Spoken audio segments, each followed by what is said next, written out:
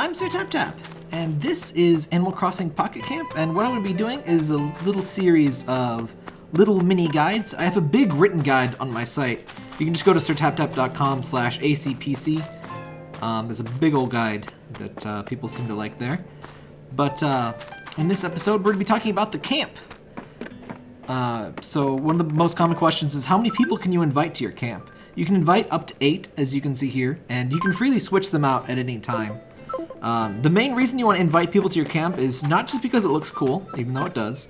When you talk to people in your camp, you get one of a few different rewards. You can either get 1 or 2 friendship points.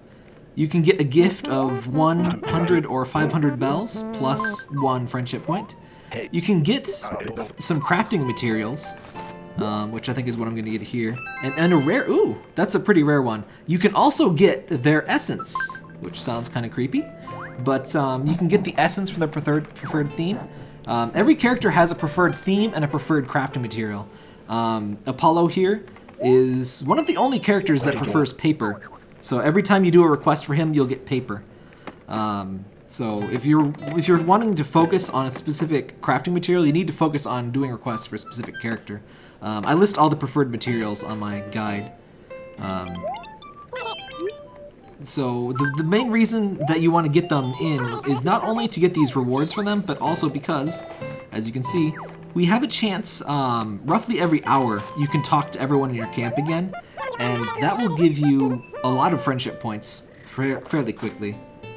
Doing requests is still a really good way to... That's Nook. You can't be friends with Nook. Sorry. He only cares about your bells. But you can also do 3 requests in your campsite per hour. Unlike the other resets, the talking reset is based off the last time you talked to them. So about an hour after you last talked to them, it'll reset. It's not tied to this 3-hour moving in reset you can see on the map here. So when you start the game, one of the first things you're going to want to do is try to befriend everybody enough to get the full 8 people to your campsite. You can invite everybody. One thing to note about this game in general, it's never a bad, like, unlocking stuff is never a bad thing. Like, you're never going to lock yourself out, you know, that's not an Animal Crossing kind of deal. So, as you can see, I have everybody invited here. I guess, spoilers, you shouldn't be watching a guide if you care about spoilers, right? But there's only 40 animals right now. The game likes to call them animals instead of villagers.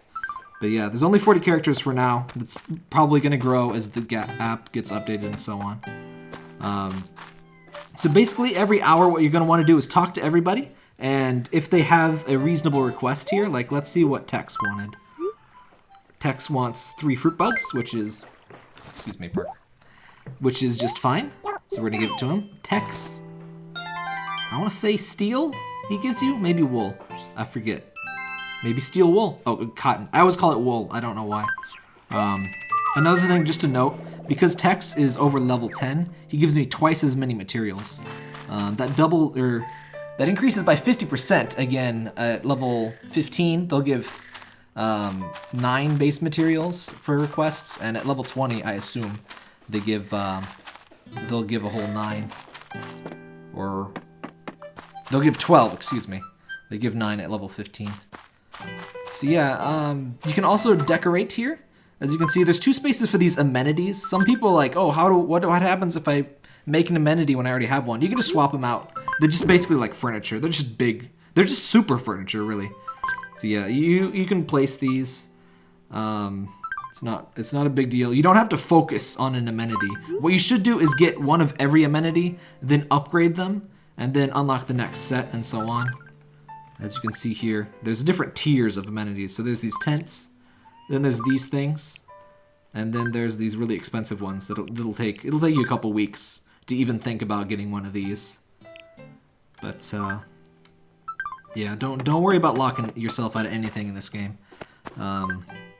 Another common question: how do you like move stuff around? You just tap that like grid icon. Oh, and you tap the cat head icon to switch out who's in your camp. I forget if I mentioned that. Pretty common question. It's also this little camera thing you can just kind of swoop around here for, I don't know, if you want to take a nice screenshot for whatever. And it's pretty much what you can do at your camp. The furniture you have They can do different things with it. As you can see, they sit on the benches and stuff. Certain things. He's having a drink, I guess. It's a weird way to sit. It's kind of in the middle there. This is the crown piece of my camp. The Cactus Slide. Everyone loves the Cactus Slide. But yeah, some things they'll like turn lamps off and on for some reason. And oh hey, this is a special request. I didn't even know he had this. Once you reach a certain level, characters will have a special request, and you'll unlock an incredibly expensive crafting item that you can make. It's not really very worth it, but maybe I'll talk more about that in another video. That's pretty much what you need to know about this whole campsite business. Definitely upgrade amenities. And one thing, when you're inviting people, you kind of just want to grab one of everything. That's basically what I did. There's only a very few crafting items that are not used at all. Like you can see this bed here, this blue bed was not used.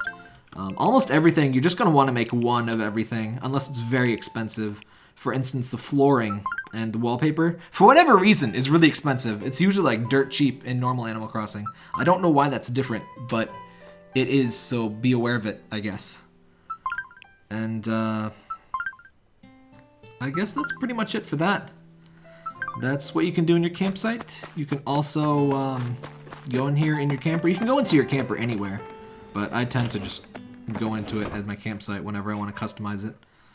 I think the camper is probably maybe worthy of its own episode. I don't know. There's not too much you do in there. It's mostly just what your house is in regular Animal Crossing. You just decorate it and do stuff. But yeah, that is that's the campsite. Don't know why this is taking so long to load. I wanted to show off my camp. There we go. See, I tried to make it look a little functional. Obviously, it doesn't actually matter. This is all purely cosmetic, but I tried to make it look nice but functional. So I got a little kitchenette here. Got a little thing. Got a nice CRT TV from the 90s, you know, which totally makes sense in here. And this is the world's biggest RV ever, by the way.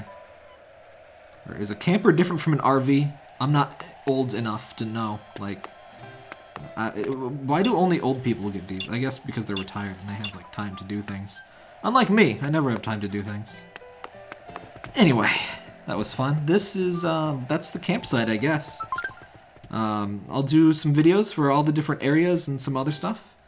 And as always, if you have questions, you can ask them in the comments or check out the full guide for even more detailed info.